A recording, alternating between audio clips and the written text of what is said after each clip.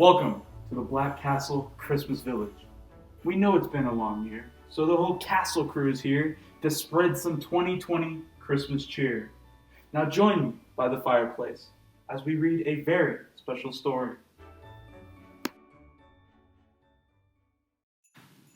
Every Who down in Whoville liked Christmas a lot, but the Grinch, who lived just north of Whoville, did not.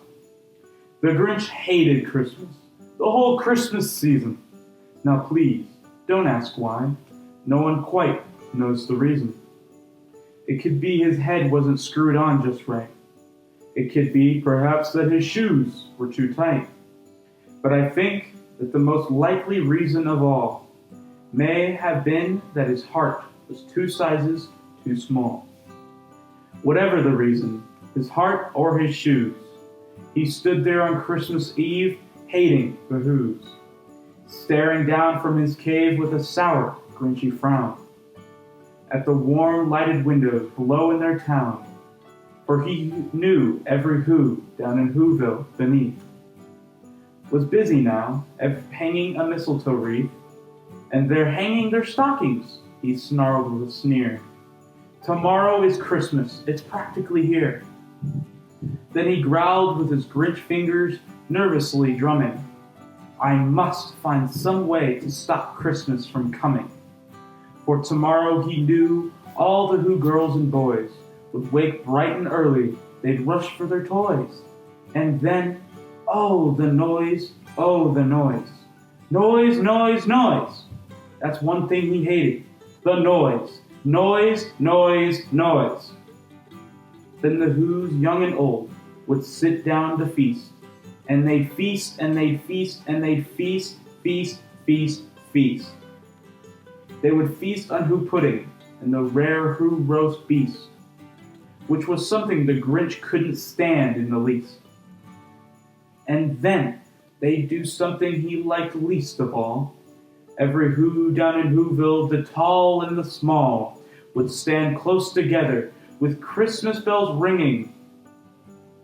They'd stand hand in hand, and the Whos would start singing. They'd sing, and they'd sing, and they'd sing, sing, sing.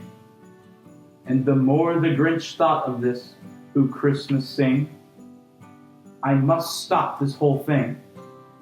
Why, for 53 years I've put up with it now. I must stop this Christmas from coming. But how? Then he got an idea. An awful idea. The Grinch got a wonderful, awful idea. I know just what to do. The Grinch laughed in his throat, and he made a quick Santa Claus hat and coat. And he chuckled and clucked with a great Grinchy trick. With this coat and this hat, I look just like Saint Nick. All I need is a reindeer. The Grinch looked around. But since reindeer are scarce, there are none to be found. Did that stop the old Grinch? No. The Grinch simply said, if I can't find a reindeer, I'll make one instead. So he called his dog Max, then he took some red thread, and he tied a big horn on the top of his head. Then he loaded some bags and some old empty sacks on a ramshackle sleigh, and he hitched up old Max.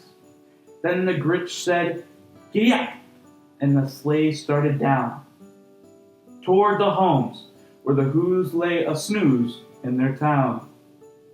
All their windows were dark, quiet snow filled the air. All the Whos were all dreaming sweet dreams without care.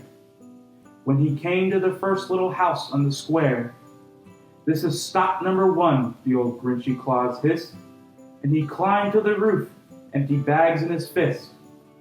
Then he slid down the chimney, a rather tight pitch. But if Santa could do it, then so could the Grinch. He got stuck only once for a moment or two.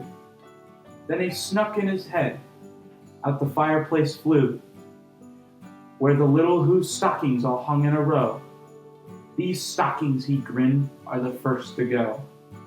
Then he slithered and slunk, with a smile most unpleasant, around the whole room, and he took every present. Pop guns and bicycles, roller skates, drums, checkerboards, tricycles, popcorns, and plums, and he stuffed them in his bag. Then the Grinch very nimbly stuffed all the bags, one by one, up the chimney. Then he slunk to the icebox. He took the Who's feast. He took the Who pudding. He took the roast beef. He cleaned out that icebox as quick as a flash. Why, that Grinch even took their last can of Who hash. Then he stuffed up all the food up the chimney with glee. And now, grinned the Grinch, I will stuff up the tree. And the Grinch grabbed the tree and he started to shove when he heard a small sound like the coo of a dove. He turned around fast and he saw a small Who. Little Cindy Lou Who, who was not more than 2. The Grinch had been caught by his tiny Who daughter, who got out of bed for a cup of cold water. He stared at the Grinch and said, Santa Claus, why? Why are you taking our Christmas tree? Why? But you know that old Grinch was so smart and so slick. He thought up a lie and thought it up quick.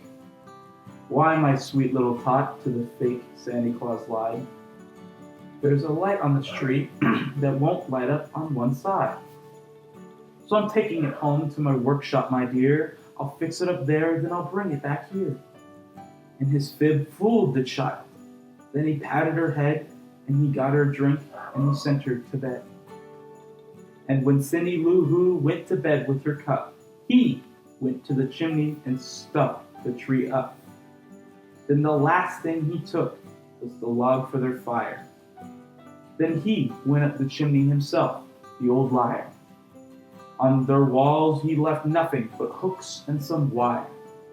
And the one speck of food that he left in the house was a crumb that was even too small for a mouse. Then he did the same thing to the other Who's houses, leaving crumbs much too small for the other Who's mouses. It was 1:15 dawn, all the Who's still abed, all the Who's still a snooze. When he packed up his sled, packed it up with the presents, the ribbons, the wrappings, the tags, and the tinsel, the trimmings, the trappings, 3,000 feet up the side of Mount Crumpet, he rode with his load to the tip-top to dump it. Pooh-pooh to the Who's, he was Grinching-ishly humming. They're finding out now that no Christmas is coming. They're just waking up. I know just what they'll do. Their mouths will hang open a minute or two. Then the Who's down in Whoville will all cry, boo-hoo. That's a noise, grinned the Grinch, that I simply must hear. So he paused, and the Grinch put his hand to his ear. And he did hear a sound rising over the snow. It started in low, then it started to grow. But the sound wasn't sad. Why, this sounded very merry. It couldn't be so, but it was merry, very. He started down at Whoville. The Grinch popped his eyes. Then he shook. What he saw was a shocking surprise.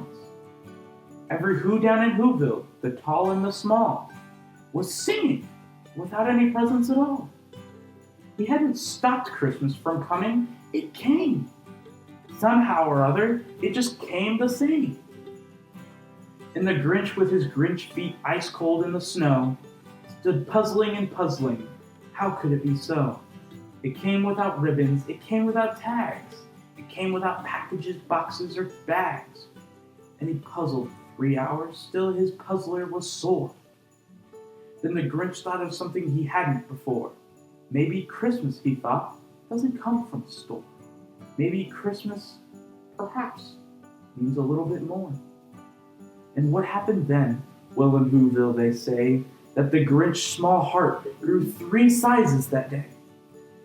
And the minute his heart didn't feel quite so tight, he whizzed with his load through the bright morning light.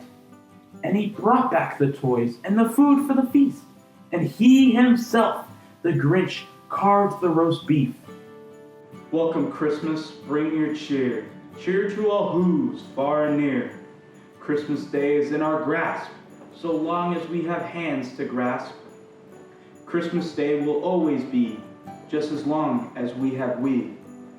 Welcome Christmas while we stand heart to heart and hand in hand.